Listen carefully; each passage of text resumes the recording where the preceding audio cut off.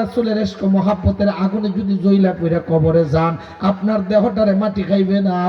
আপনি আল্লাহর আবেদ বান্দা হিসেবে বেহেশতের সুসংবাদ নিয়ে কবরে যাইবেন। তখন কবরেও আল্লাহ শান্তির বাগান বানিয়ে দিবে। কবরটা জান্নাতের বাগান, চাই কি চাই না? তারে মাটিয়ে খায় না, জমে আসয় না গো নবীর প্রেমিক যেই জহন।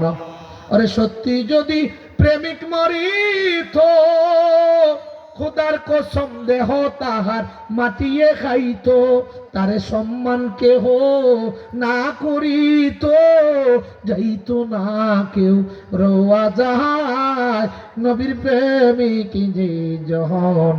তারে মাটিয়ে খায় না, জমে আসয় না গো নবীর আশিক যে জহন। বাবারে, আমরা একদিন দুনিয়া ছেড়ে চলে যাব, যাব কি যাব না? আমরা অভিভাবক যিনি, তিনি কে? আর জোরে কোন কে? আল্লাহ বলেন আল্লাহু ওয়ালিউল্লাযীনা আমানু। মুমিনদের অভিভাবক হলেন কে? আর জোরে কোন কে? আল্লাহ বলেন ইখরুজুহুম মিনাজ যুলুমাতি ইলান নূর। আমি তাদেরকে অন্ধকারের দিক থেকে আলোর দিকে নিয়ে আসি। গত বছর যে বিষয়টা ছিল এটা ছিল অন্ধকার, এবারের যে বিষয়টা এটা হলো আলোর বিষয়। ঠিক না বেটি?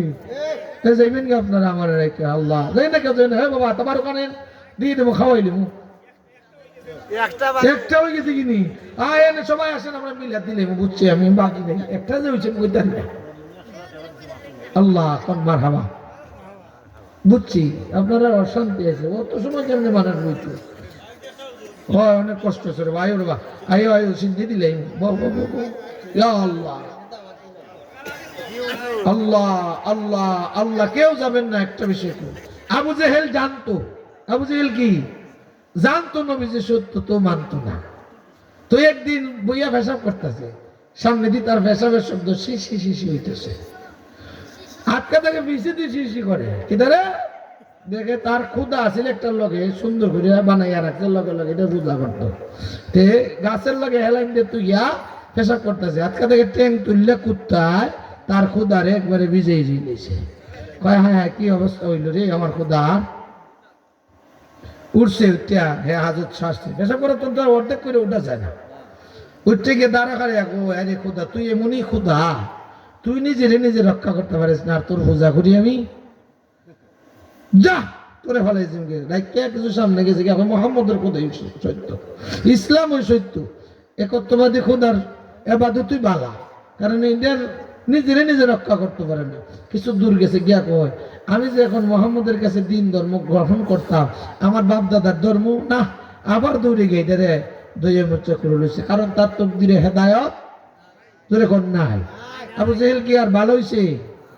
ইমান নিয়ে কবরে গেছে না। এ মুসলমান বুঝে যান, যারা জানে না সে পীরে গায়, তারাও জানে এটা গুনাহের কাজ। আর আজকে যেটা এটা সত্য, ঠিক না বেটি? এই জন্য আল্লাহ বলেন ওয়ালা তালবিসুল হাক্কা বিল বাতিল ওয়া তাকতুমুনাল হাক্কা ওয়া ইন কুনতুম লা তা'লামুন। তোমরা হকের সাথে বাতিল মিশ্রিত করো না, আর সত্য কথা গোপন করো না।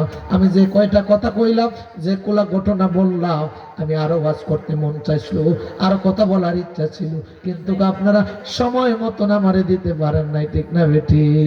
এমন পাগলা হারে ডুবুল বেলা দেখে না সাহি, পরপারের ডাক আসিলে মহরমের ডাক আসিলে পার হবে তুই কি